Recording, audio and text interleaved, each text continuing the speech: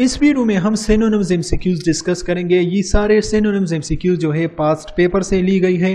If you are preparing for the NTS के related जो भी एग्जाम है एनएटी या गेट, तो आप इस वीडियो को कंप्लीट देके this will be help you in the synonyms verbal ability.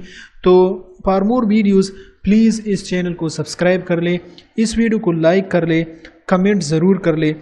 तो चलिए शुरू करते हैं। The first MCQs is affluent. Affluent का मतलब है rich enough to buy things for the pleasure. Wealthy अमीर को कहा जाता है, like have abundance of wealth और प्रॉपर्टी। अब यहाँ पर अमीर को कहा जाता है तो it mean that the D option is correct option which mean wealthy. Wealthy भी अमीर को कहा जाता है। एजुकेटेड नहीं है, लाइक एक बंदा एजुकेटेड है तो it doesn't mean that he और she must be wealthy. Okay, तो D option is the correct option which mean अमीर। The second MCQs is colloquy. Colloquy का मतलब है a large meeting to discuss something. A large meeting to discuss something, या आप इसी तरह कह सकते हैं अ लार्ज कन्वर्सेशन। कन्वर्सेशन को भी कहा जाता है, इन मीटिंग को भी कहा जाता है। तो बी ऑप्शन में हमारे पास कन्वर्सेशन अवेलेबल है which mean colloquy. Colloquy in conversation में सेम मीनिंग है, तो definitely this is the synonym of colloquy. Okay, the third MCQs is lucrative. Lucrative आपने सुना होगा, लुक्रेटिव बिजनेस, ऐसा बिजनेस जो नफ़ा बख्श हो, which bringing a lot of money. तो exactly the same meaning of lucrative is bringing a lot of money. नफ़ा बख्श को कहा जाता है। A option is curative, harmful, profitable. तो definitely the profitable is the correct option. आप ये भी कह सकते हैं कि this is the profitable business, नफ़ा बख्श, bringing a lot of money. Okay, C option is the correct option.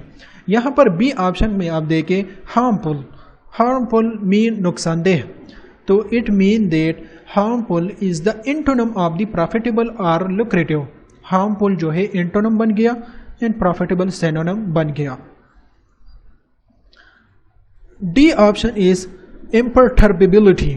इम्परटर्बिलिटी, या आप इसी तरह कह सकते हैं imperturbable. Imperturbable is calm, incapable of being upset. एक ऐसा बंदा जो बहुत खुश मिजाज हो, जो आसानी से खफा नहीं होता, परेशान नहीं होता, गुस्सा नहीं होता, दैट इज कॉल्ड कामनेस। खुश मिजाज बंदे को कहा जाता है।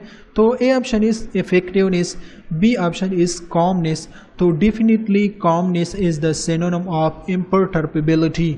ओके, खुश मिजाज को कहा जाता है। B option is the correct option. Fifth MCQs is abet. Abet का मानी है to help someone, to assist someone, but to do something immoral, to encourage someone to do something immoral, illegal. Okay, no, तो हमारे पास जो है assist जो है करेक्ट ऑप्शन है। ए बिट जो है डिफरेंट वर्ड है from the help, from the assist, लेकिन यहाँ पर ए बिट जो मानी है to encourage someone in illegal work. Okay, गलत काम में किसी के हेल्प कर देना इस कॉल ए बिट। तो असिस्ट जो है हमारे पास करेक्ट ऑप्शन है विच मीन मदद करना। Okay, sixth MCQs is anomaly. Anomaly, anomaly mean something which is unusual, something which is unexpected.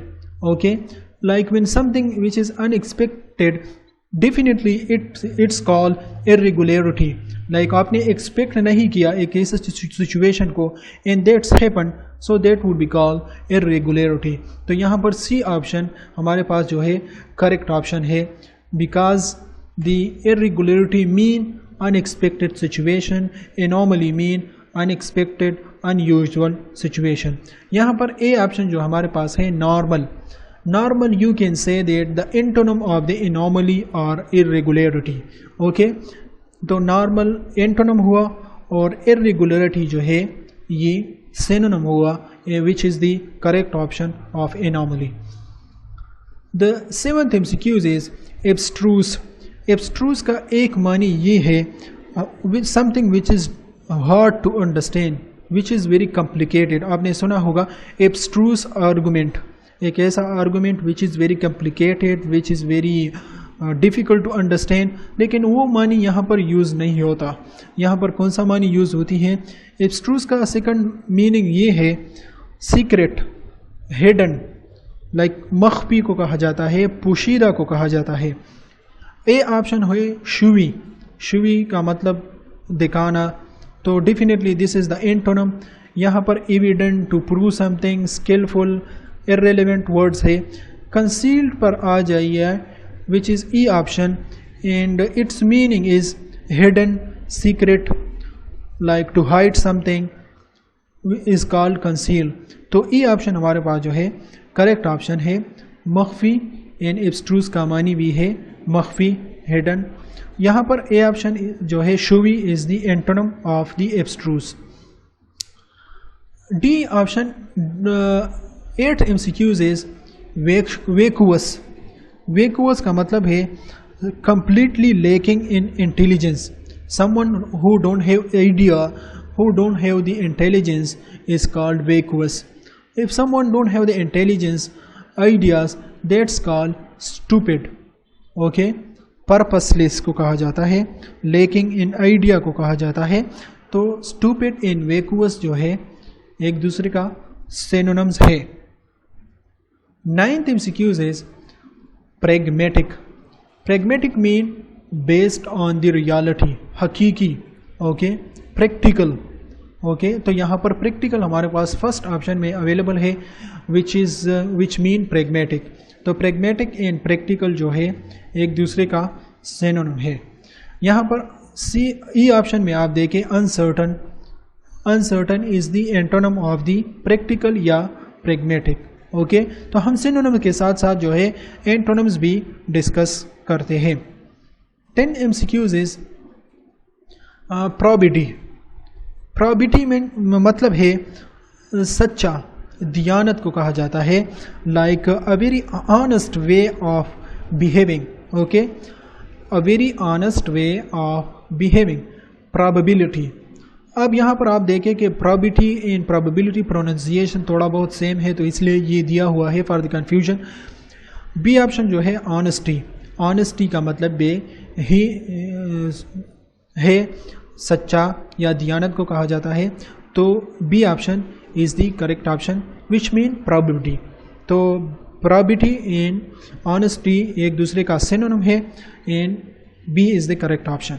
11th MCQs is mandatory. Mandatory. Mandatory mean threatening, धमकी देना, expressing और conveying threat. Okay, first option is managing, B option is moving, C option is threatening. Threatening का मानी भी धमकी देना, and mandatory का मानी भी है धमकी देना, एक्सप्रेसिंग और कन्वेइंग थ्रेट. तो सी ऑप्शन जो है करेक्ट ऑप्शन है. 12th MCQs touch stone. Touch stone. Touch stone का मतलब है ये एक स्टैंडर्ड या एक क्राइटेरिया है by which something is judged और recognised. Touchstone mean a standard और criteria by which something is judged और रिकॉग्नाइज्ड. यहाँ पर हमारे पास जो है क्राइटेरिया अवेलेबल है, तो बी ऑप्शन को मैं सेलेक्ट कर देता हूँ. This mean criteria. अगर क्राइटेरिया की जगह पर स्टैंडर्ड होता तो you can also select the standard. Standard, criteria, touchstone और the synonyms to each other. Okay, यहाँ पर वेरी लाइक यहाँ पर दिया हुआ है वेरी हार्ड स्टोन, तो most people will select this one, लेकिन ये गलत है. 13th MCQs is एक्रिमोनियस. एक्रिमोनियस का मतलब है एक ऐसा सिचुएशन जहाँ पर लोग एक दूसरे से नफरत करता हो, in unpleasant situation in which the people hate और एंग्री टूवर्ड ईच अदर. तो exactly the same meaning is better. Better का मानी भी ऐसा है अनप्लीजेंट सिचुएशन, तो हमारे पास बी ए ऑप्शन जो है करेक्ट ऑप्शन है, better. Okay, 14th MCQs is brook. Brook का मानी है बर्दाश्त करना, to tolerate something, like tolerate something या allow something typically which is opposition, okay, बर्दाश्त करने को कहा जाता है ब्रॉक। तो बी ऑप्शन हमारे पास करेक्ट ऑप्शन है। 15th MCQs is successant, successant which mean concise, okay, to express something in a very short but clear way। आपने सुना होगा clear concise instruction, ऐसा instruction जो short भी हो, clear भी हो, understandable भी हो, complete idea के साथ हो, in short हो, a few words, ओके, तो दैट इज कॉल्ड सक्सेसेंट और कंसाइज। तो ए ऑप्शन जो है करेक्ट ऑप्शन है। 16th MCQs is refute, refute, refute mean to prove that a statement is false, okay, you can also say to prove a person to be in error. अब दोनों sentence, दोनों meaning को आप मिला के you can say to prove that something is wrong, okay, तो A option है prove. To prove तो बिल्कुल you can say that the antonym of the refute, B is the break, C is the disprove। तो disprove का मतलब भी exactly the same है, to prove that something is wrong, to prove that a statement is false, to prove that a person is to be in error। तो C option in refute जो है हमारे पास synonyms है, in prove जो है prove, यहाँ पर A option is the antonym of the refute। C option is the correct option। 17th MCQs is cognizant। cognizant का मतलब है having a knowledge or awareness, बाखबर। conscious को कहा जाता है, aware को कहा जाता है। like you can say in the sentence he was cognizant of the difficulty, okay, तो aware मैंने यूज़ किया कि aware is also the meaning of the cognizant, बाखबर, conscious। तो definitely A option is the synonym of the Cognizant, okay. Strict, lenient, ignore is not. 18th MCQs is rudimentary, rudimentary, rudimentary mean basic, basic principles को कहा जाता है, elementary को कहा जाता है rudimentary. तो यहाँ पर बिलाउड, एडवांस, स्पेशलाइज्ड ये तो बिल्कुल इररिलेवेंट है। तो बी ऑप्शन को देके बेसिक या बेसिक प्रिंसिपल्स, एलिमेंट्री, ये सारे के सारे जो है एक दूसरे के सिनोनिम है। तो यहाँ पर हमारे पास B option is the correct option. 19th MCQs is affront। affront mean to insult someone or to make them shocked or angry। to insult someone, तौहीन करना, शर्मिंदा करना किसी को, affront, ओके।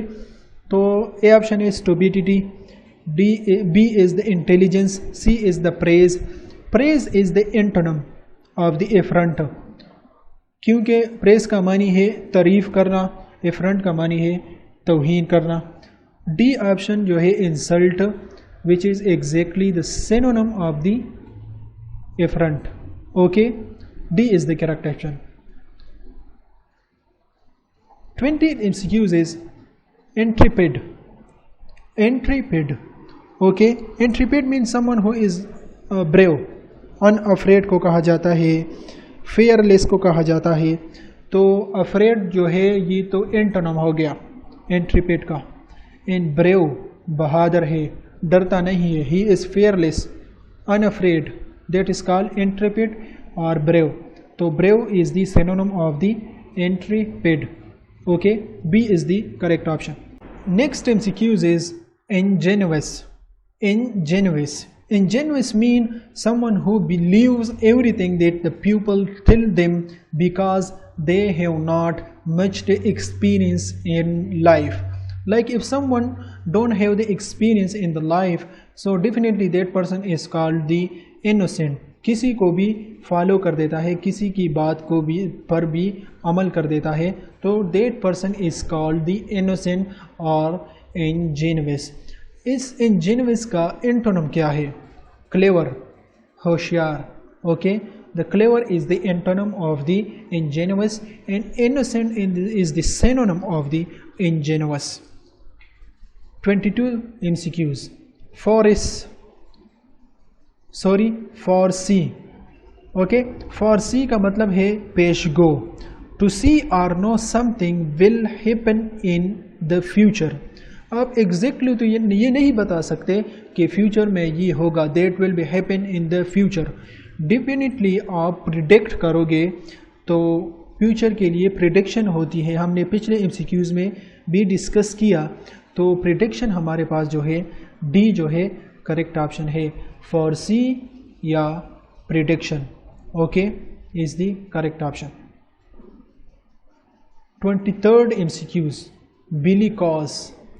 बिली कॉज का मतलब है someone who is enjoying fighting or arguing.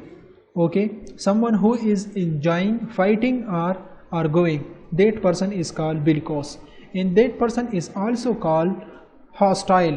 C option. Hostile person, enjoying fighting, always threatening, always angry, तो that is called hostile. तो hostile and bellicose जो है एक दूसरे का सिनोनिम है. 24th MCQs is overhaul. Overhaul का मतलब है to repair something to work better.